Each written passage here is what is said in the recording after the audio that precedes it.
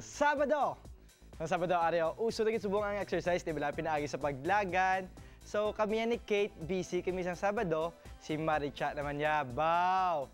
Busy man sa dalagan, kaya a few days ago, may fun run naging patigayon, iinigin hiwat ha. Si Maricha, nag-intra man sa fun run nga ina. So, ano bala ang purpose ining activity? Hibaloon tayo na kay isinipay para sa amon, gintataka naman ini nga, approve.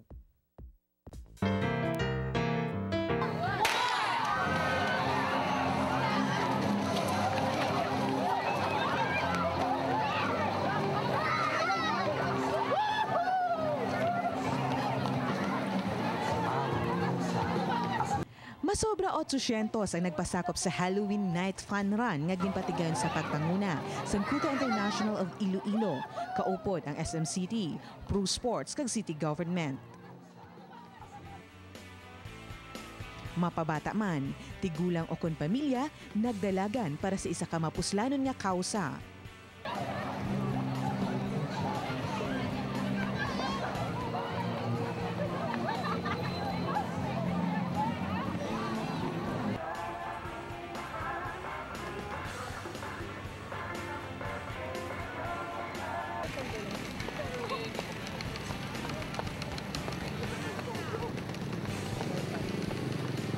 We are enjoying because first it's we believe nga by running we're also promoting health and wellness, and also we're bonding.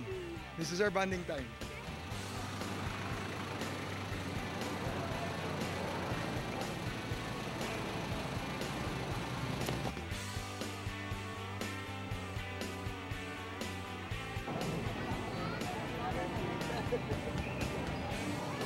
Bagluwas nga nag-enjoy na kag may premyo pa nga nakuha ang pila sa mga nagpasakop. Nangin isa pa ka makabig hindi malimta ni eksperyensya ang ila pagdumdum sang Halloween subong nga tuig.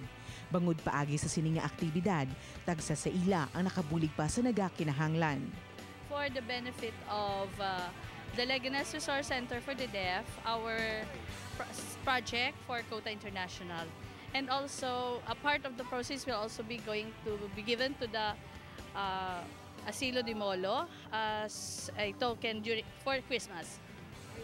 Sa ila pagdalagan kag sa ila pagbulig sa nagakinahanglan, sila tanan nagakaangay lang at tatakan, approve.